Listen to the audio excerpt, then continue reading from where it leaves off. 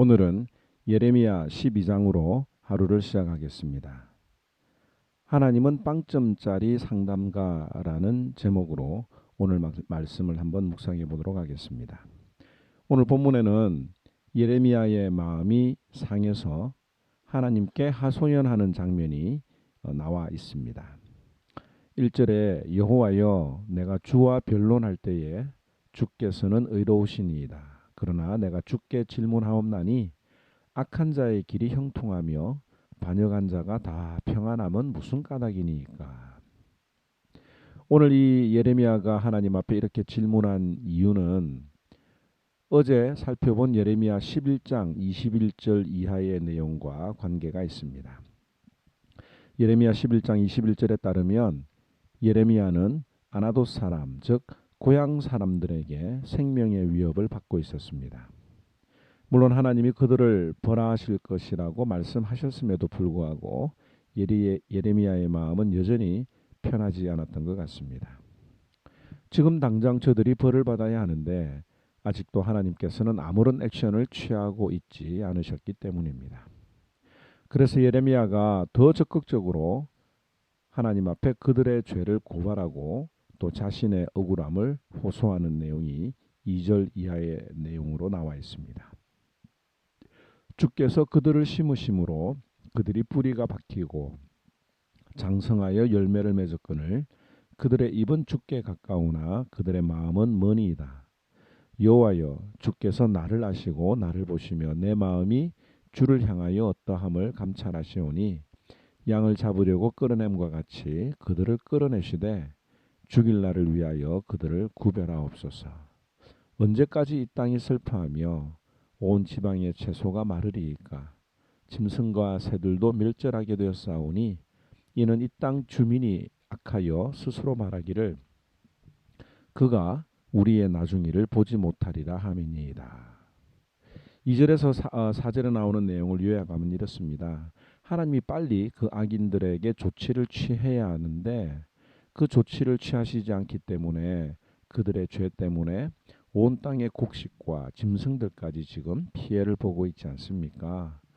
게다가 아나돗 이 고향 사람들이 말하기를 예레미야 선지자가 우리보다 먼저 죽어서 자신들에게 일어날 나중의 일을 보지 못할 것이라고 하는데 왜 하나님은 빨리 조치를 취하시지 않으시느냐라고 하는 것이 오늘 이 전체 내용의 중심, 핵심이라고 볼 수가 있습니다.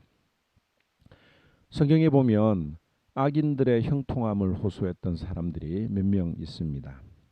하박국 선지자는 갈대아 사람들, 즉 바벨론 사람들의 횡포에 대해서 하나님께 호소를 했습니다.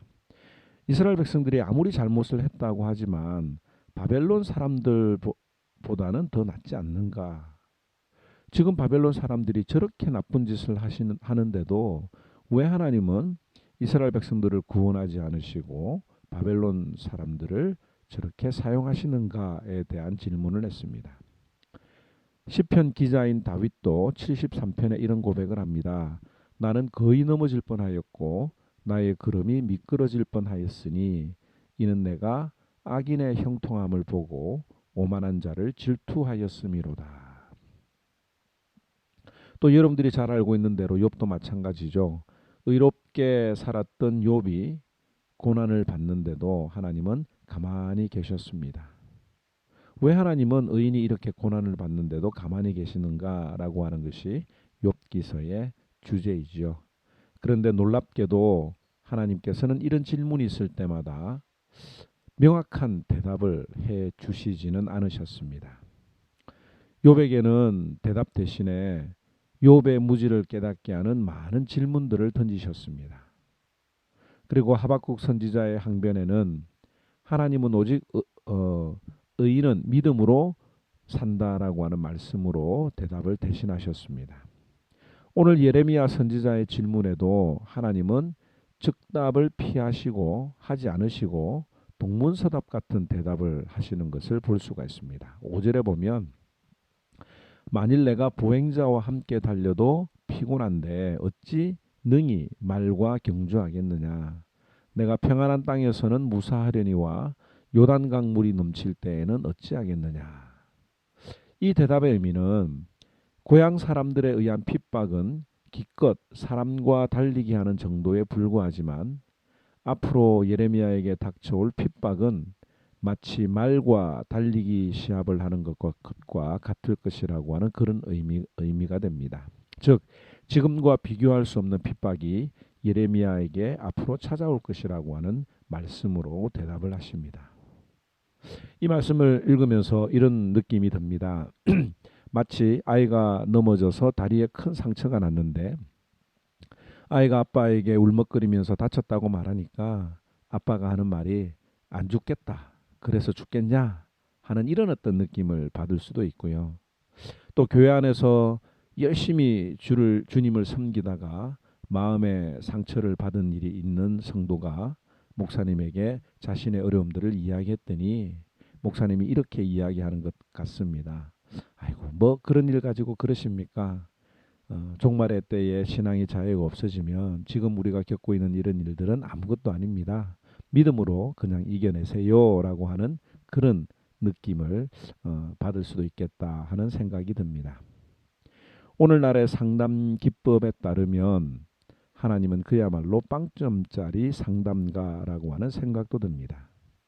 내 마음을 알아주고 위로해주고 잘하고 있다고 격려해주고 또 나를 괴롭히는 사람들을 함께 욕해주고 또 혼내줘야 하는데 전혀 그럴 마음이 없으신 것 같습니다. 그래서 제가 감히 하나님은 빵점짜리 상담가라고 붙여보았습니다. 오늘날의 상담 기법에 따르면 전혀 효과적이지 않는 그런 내용이죠. 그러면서 하나님이 하시는 말씀, 이 세상의 누구의 말도 믿지 말라고 하시죠. 6절에 내 형제와 내 아버지의 집이라도 너를 속이며 내 뒤에서 크게 외치나니 그들이 너에게 좋은 말을 할지라도 너는 믿지 말지니라. 가족들 말도 믿지 말고 좋은 말을 하는 사람들도 믿지 말라고 하십니다.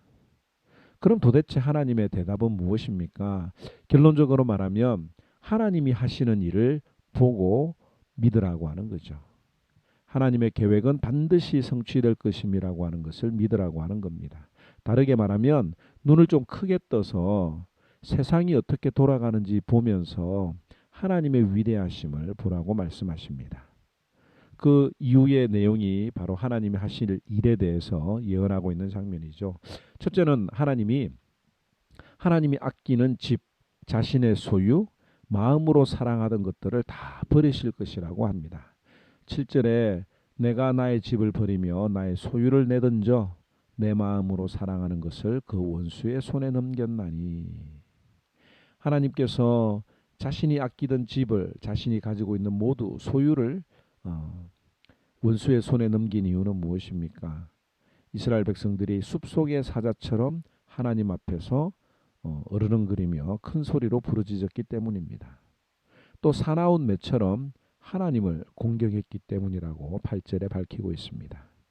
그래서 이방민족 즉 바벨론을 통해서 너희들을 반드시 징계할 것이라고 하시는 거죠. 또 두 번째 하나님이 주시는 메시지는 이 바벨론도 하나님께 결국에는 버림을 받을 것이며 70년이 지난 이후에 다시 이 땅으로 이스라엘 백성들을 인도하실 것이라고 하는 것을 밝히십니다. 15절에 내가 그들을 뽑아낸 후에 내가 돌이켜 그들을 불쌍히 여겨서 각 사람을 그들의 기업으로 각 사람을 그 땅으로 다시 인도하리니 라고 약속하셨습니다. 뿐만 아니라 이방인들도 구원하시겠다고 하는 하나님의 위대한 구속 계획을 예레미야에게 대답해 주신 것입니다. 하나님은 예레미야에게 말씀하셨습니다. 너는 말과 달리기를 해야 하는데 사람들하고 달리기를 하면서 힘들다고 하느냐. 눈에 보이는 현실 앞에서 일희일비하지 말고 하나님이 예레미야를 통해서 이루시기를 원하는 큰 그림, 그 뚜렷한 목표를 보라 하는 말씀으로 위로 아닌 위로를 해 주시는 것을 볼 수가 있습니다. 우리들 가운데 주님의 일을 하다가 사람 때문에 상처를 받아서 속상한 일이 있습니까? 주님은 다 아십니다. 그러나 주님은 우리가 더 큰 그림을 보기 원하십니다. 하나님은 나를 통해서 더 큰 일을 하기 원하시는데 어찌 조그만 일, 작은 일로 그렇게 지체하는가라고 하는 하나님의 음성을 들으면 좋겠습니다. 이 말씀을 이렇게 해석을 할 수가 있죠. 나는 하나님 나라의 독수리와 같은 큰 용사인데 왜 병아리처럼 삐약삐약거리며 컴플레인하고 있느냐. 나는 하나님 나라의 사자처럼 용맹한 군사인데 왜 쥐처럼 숨어 지내면서 찍찍찍거리고 있느냐. 병아리처럼 쥐처럼 나를 생각하게 하는 것은 사탄이 과소평가하게 하는 것임을 우리가 깨달아야 할 것입니다. 오늘 이 말씀을 통해서 나를 향한 하나님의 크신 꿈을 바라보고 또 그 꿈이 나를 통해서 이루어질 것이라고 하는 것을 기대하는 저와 여러분들이 되기를 바랍니다.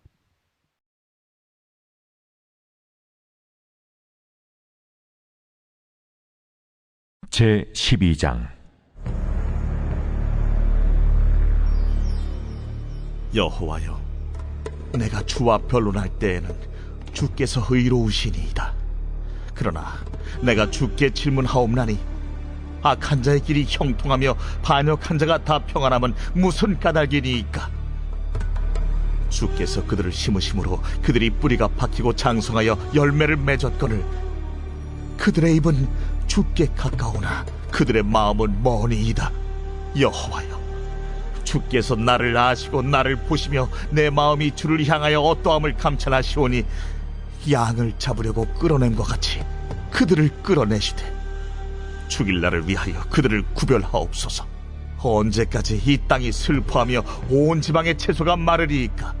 짐승과 새들도 멸절하게 되었사오니 이는 이 땅 주민이 악하여 스스로 말하기를 그가 우리의 나중 일을 보지 못하리라 함이니이다. 만일 네가 보행자와 함께 달려도 피곤하면 어찌 능히 말과 경주하겠느냐? 네가 평안한 땅에서는 무사하려니와 요단강물이 넘칠 때는 어찌하겠느냐? 내 형제와 아버지의 집이라도 너를 속이며 내 뒤에서 크게 외치나니 그들이 네게 좋은 말을 할지라도 너는 믿지 말지니라. 내가 내 집을 버리며 내 소유를 내던져 내 마음으로 사랑하는 것을 그 원수의 손에 넘겼나니 내 소유가 숲속의 사자같이 되어서 나를 향하여 그 소리를 내므로 내가 그를 미워하였음이로라. 내 소유가 내게 대하여는 문이 있는 매가 아니냐? 매들이 그것을 에워싸지 아니하느냐? 너희는 가서 들짐승들을 모아다가 그것을 삼키게 하라. 많은 목자가 내 포도원을 헐며 내 몫을 짓밟아서 내가 기뻐하는 땅을 황무지로 만들었도다. 그들이 이를 황폐하게 하였으므로 그 황무지가 나를 향하여 슬퍼하는도다. 온 땅이 황폐함은 이를 마음에 두는 자가 없음이로다.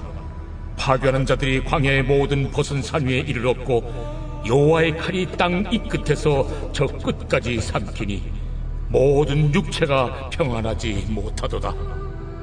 무리가 밀을 심어도 가시를 거두며 수고하여도 소득이 없은즉 그 소산으로 말미암아 스스로 수치를 당하리니 이는 여호와의 분노로 말미암음이니라. 내가 내 백성 이스라엘에게 기업으로 준 소유에 손을 대는 나의 모든 악한 이웃에 대하여 여호와께서 이와 같이 말씀하시니라. 보라, 내가 그들을 그 땅에서 뽑아버리겠고 유다 집을 그들 가운데서 뽑아내리라. 내가 그들을 뽑아낸 후에 내가 돌이켜 그들을 불쌍히 여겨서 각 사람을 그들의 기업으로 각 사람을 그 땅으로 다시 인도하리니 그들이 내 백성의 도를 부지런히 배우며 살아있는 여호와라는 내 이름으로 맹세하기를 자기들이 내 백성을 가리켜 바알로 맹세하게 한 것 같이 하면 그들이 내 백성 가운데 세움을 입으려니와 그들이 순종하지 아니하면 내가 반드시 그 나라를 뽑으리라. 뽑아 멸하리라. 여호와의 말씀이니라.